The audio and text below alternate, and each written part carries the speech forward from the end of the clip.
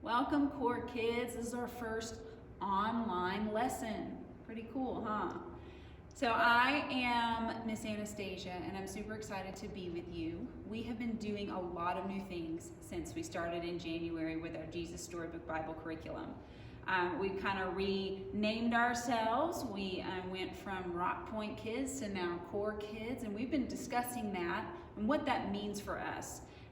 Whether that's church family at Meridian Point or church family at Hills, we have some just really some goals in the kids ministry. So we want to share a little bit about that with you. We're going to do a few announcements and then we're going to jump right into our lesson, okay? All right. So on the board here, you can see my CORE. Together, both of our church families meet at our Core Christian Community Center. Well, what does that core mean? Sometimes you kiddos come up with the best ideas. I know I've had fun with the Meridian Point kids, but figuring out what the C and the O and the R and the E mean. But for time today, Miss Anastasia is just going to give you all the answers, okay? Kind of like the cheat sheet. So for our C, that is our corporate worship.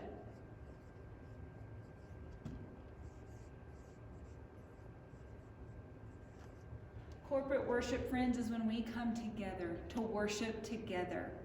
That is probably the hardest part of this video because we're not all together.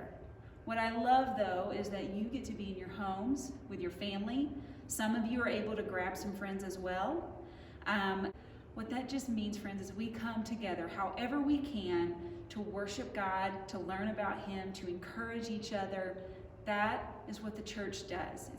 It's done from the very beginning. They would meet together and they would study the scriptures together and they would worship God together. They would grow in their relationship with God together with others.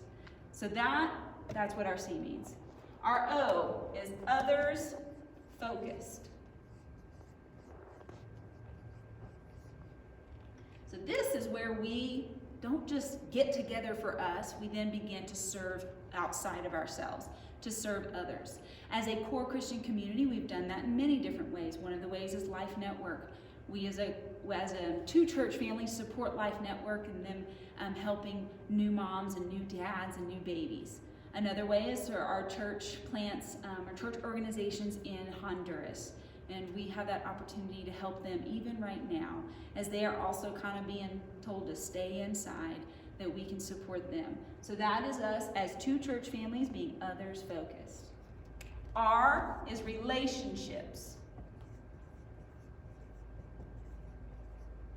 We also build relationships in many different ways. Right now, we're using our computers a whole lot to do so. But we do that when we're all together on a Sunday morning. We do that before we start class and after we start class. We do that when we get together in life groups. We're going to develop relationships by sending each other cards and texts and phone calls and FaceTime. We're going to do it however we can. But this is big. This is big. E is education. And that is what we're going to do this morning as we dive into the Jesus Storybook Bible. We're going to have us some education time. And we get that when we do equip groups. You guys have that fun time with Miss Monica, usually on Sunday afternoons with equip kids. That's your education time too. It's fun, but it's educational. We get to learn God's Word. When we memorize Scripture together, that's our education. What we believe as Meridian Point Church and as Hills Christian Church, so as the core Christian community, when we do these four things, we are growing in our relationship with God. And that is our heart's desire, kiddos. We want you to grow in your relationship with God. So then as a kids ministry, as core kids, we've been talking about our 3 L's, okay? So we have our lead. That's where we do our education, our teaching. And this year, that's our Jesus Storybook Bible. And you can see up here on our slide what that looks like. And then we have our lift.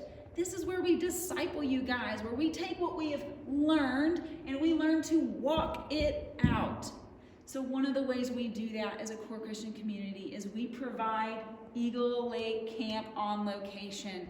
And guys, let me tell you, they contacted me yesterday and we are still on for June 29th through July the 3rd. Our camp is still ready to go. We're super excited. Keep telling your friends. I know that this is a hard time. I know that not many people are thinking about camp, so if you can't tell a friend right now, if it's just not the time, be praying about it. Praying about those who you're going to invite, praying about our week of camp.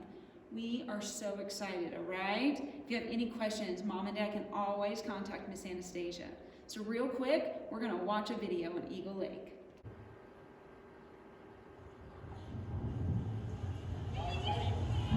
On your mark.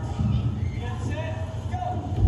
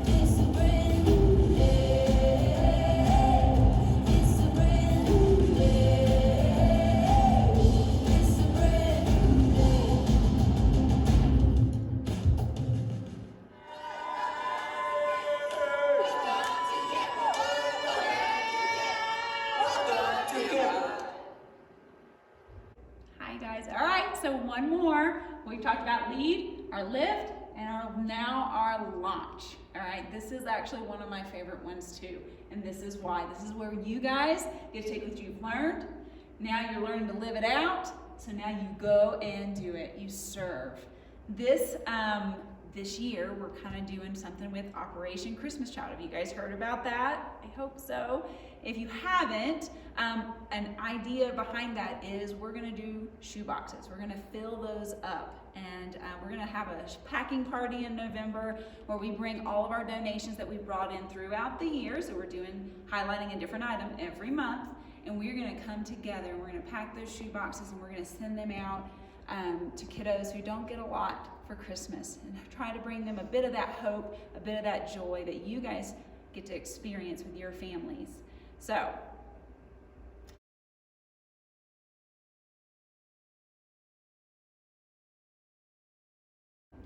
as you saw, for the month of March, we're highlighting quality crafts that you can pick up at Hobby Lobby, or maybe Mom runs into Walmart. Maybe there's a couple there that she can grab.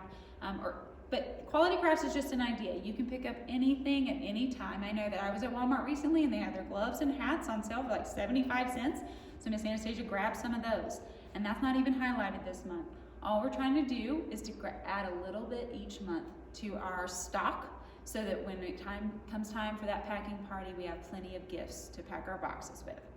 Okay? All right, friends, now we're going to get ready to start our lesson. All right, guys, we have been talking about God's love, His grace, and His forgiveness. We have seen that we are all sinners and we all need Jesus to rescue us. We also memorized a verse about how Jesus carried out that rescue. So let's say it together, okay? Mark 8:31 says, "The Son of Man must be killed, and after 3 days rise again." In that verse, Jesus tells his disciples about his death. Remember, we talked about how we are on a journey to the cross right now. We are leading up to that time that we as Christians celebrate every year, all right? But it took some time to get there, and it also took a lot of pain and some sorrow. Jesus he knew he was going to be killed, and it was part of his rescue plan. In our story today, Jesus explains more about his death and this rescue plan. The servant king. It was Passover, the time when God's people remembered how God had rescued them from being slaves in Egypt. Every year, they killed a lamb and ate it. The lamb died instead of us, they would say. Can we say that together? The lamb died instead of us. But this Passover, God was getting ready for an even greater rescue. Jesus and his friends were having the Passover meal together in an upstairs room, but Jesus' friends were arguing. About what? They were arguing about stinky feet. Stinky feet? Yes, that's right. Stinky feet. Now, the thing about feet back then was that people didn't wear shoes. They only wore sandals, which might not sound unusual, except that the streets in those days were dirty. And I don't mean just dusty dirty. I mean really stinky dirty. With all those cows and horses everywhere, you can imagine the stuff on the street that ended up on their feet. So anyway, someone had to wash away the dirt, but it was a dreadful job. Who on earth would ever dream of volunteering to do it? Only the lowliest servant.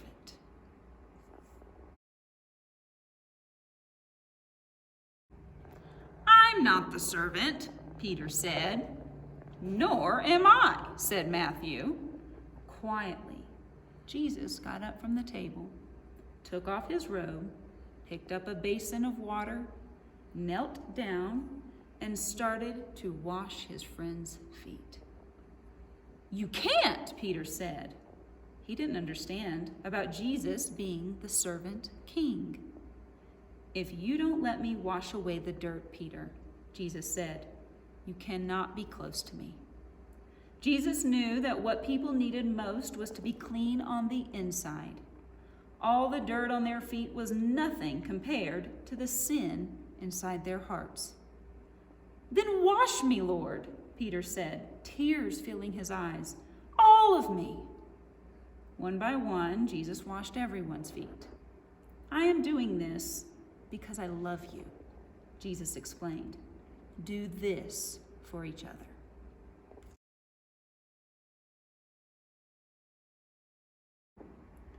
Now, one of Jesus' friends had made a bad plan. No one else knew what that bad plan was, but Jesus knew. And so did Judas. Judas was going to help the leaders capture Jesus for 30 pieces of silver. Go on, Judas, Jesus said. And Judas got up from the meal, left the room, and walked out into the night.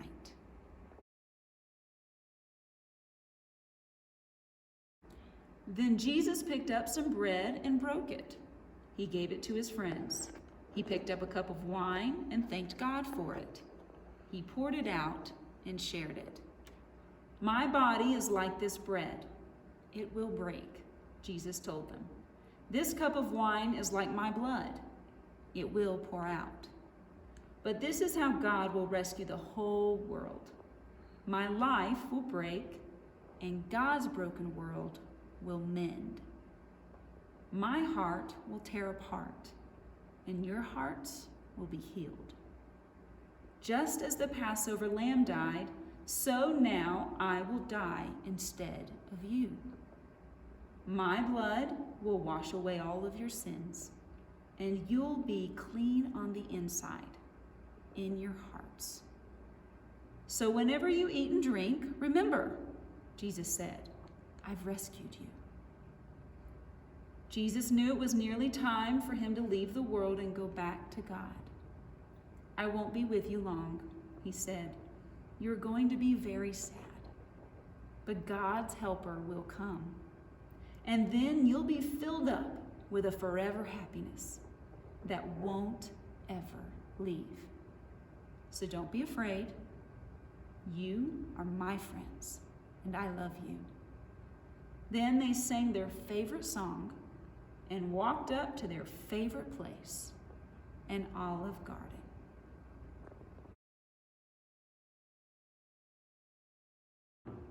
All right, friends, so now we're going to review that story so that we remember it. All right, so we're going to hide these words in our heart, and we're going to put it in our minds, and we're going to go over it so that we really remember.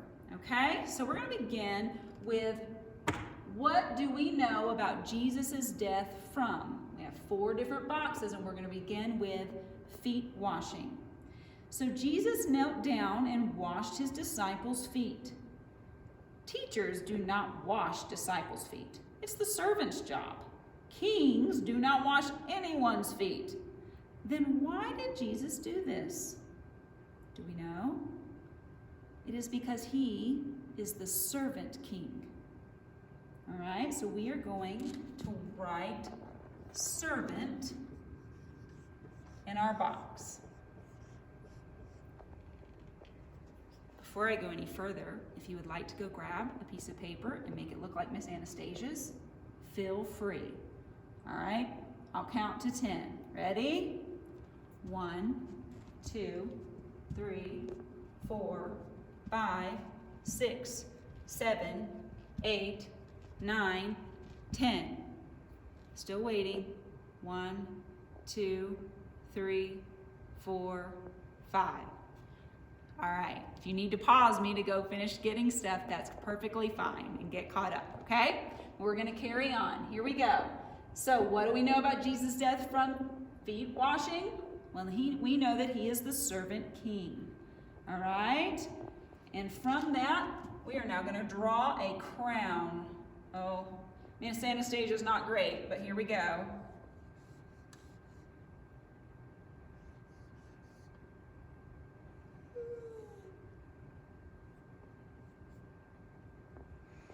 There we go. We'll put some jewels in his crown. All right. I'd love it if you guys would post or have mom send pictures so that we can see how well you draw that.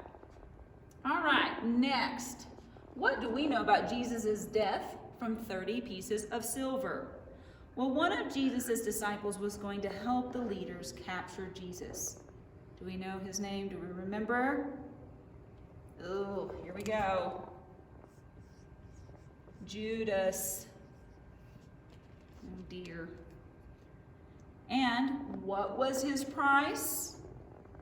Kind of gave you a hint. 30 pieces of silver. So we're going to take some time. Ready? We're going to draw. This can count as math also. Here we go. 1, 2, 3, 4, 5, 6, 7, 8, 9, 10. 1, 2, 3, 4, 5, 6, 7, 8, 9, 10. 1, 2, 3, 4, 5, 6, 7, 8, 9, 10. And now we have 30 pieces of silver. Feel free to color yours in and make it look so much better. All right? So what do we know about Jesus' death from the 30 pieces of silver? We know that Judas was going to use that. He was going to receive that money to help the people, to help the leaders capture Jesus. All right, next part. What do we know about Jesus' death from Passover? It was Passover, the time when God's people remembered how God had rescued them from being slaves in Egypt. Do you guys remember that? Moses went and told Pharaoh, we had all the plagues, and on the last one, Moses said, here's what you need to do. You need to take a lamb, you need to kill it, and you need to put the blood on the doorpost, and then the angel of death is just going to pass over you. Kind of, but that was God's plan, and it worked. Passed over his Israelites, and they got out of Egypt safely. So, that was God's rescue plan for the Israelites. We're going to write the word rescue. Every year they killed a lamb then, and they ate it, and they would say, the lamb died instead of me. Because God had told them, don't forget, you remember. So they celebrated Passover every year.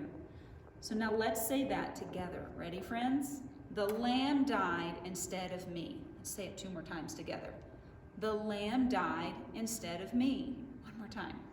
The lamb died instead of me. Now, we're going to try and draw some lambs. Oh my goodness. You guys are going to do so much better. That I'm sure. Think they're kind of fluffy. Kind of looks like a turtle head, sorry. And, oh dear. There you go. That's the best I can do. We got a lamb. Try and do another one.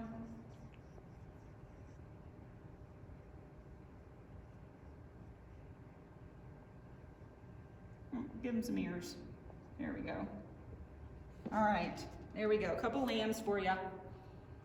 All right, what do we know then about Jesus' death from Passover? We know that Jesus, the Lamb, died instead of us. Now, finally, what do we know about Jesus' death from the Last Supper?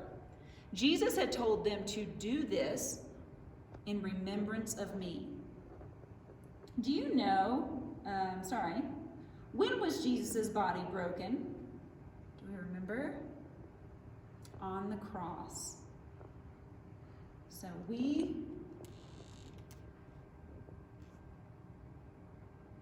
going to draw a cross. And beside it, we're going to write what Jesus said. This is my body. Jesus picked up a cup of wine, and he said, "This cup of wine is like my blood, which is poured out for many for the forgiveness of sins." When was Jesus' blood poured out? Remember? On the cross. So now, we are going to write that Jesus said, "This is my blood." And now we are going to draw pieces of bread in the cup. Maybe I can do this in a little bit better than those sheep. Here we go. So bread, let's see, maybe a loaf of bread, and then a cup.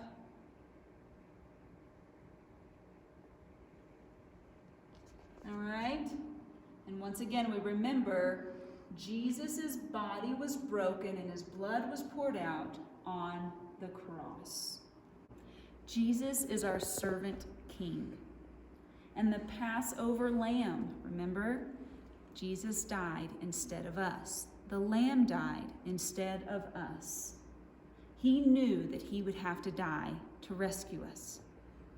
His body was broken and his blood was poured out on the cross so that we could be saved. So what is it that we discovered about Jesus today? I'd like you to take some time and think about that. I know that we discovered these different things about Jesus' death. And I want you to think back to the story when he got up and he washed his disciples' feet. What does that make you think about Jesus? What kind of person was he then? Because whatever he was then on earth is who he still is now. Spend some time thinking about that. Talk about that with your parents. Then, my friends, we're going to pray about that. Let's thank God that Jesus' body was broken and that his blood was poured out on the cross so that we could be saved. Thank him for your salvation, friends. Thank him that he rescued you. Thank God that Jesus is the servant king and the Passover lamb who died in our place and rescued us. We can never thank him enough, ever, ever. This would be an awesome time for you to tell your parents maybe what your favorite worship song is and sing it together. Finally, let's go over that memory verse one more time. All right? Here we go. The Son of Man must be killed, and after 3 days rise again. Mark 8:31. All right, core kids, so happy to have been here with you today. Thanks for being patient with us and very flexible. I can't wait till myself or one of your teachers gets an opportunity just to give you a big hug. Until then, give your parents a hug, and if you're really cool, give your siblings a hug too, all right? And we will see you back next time.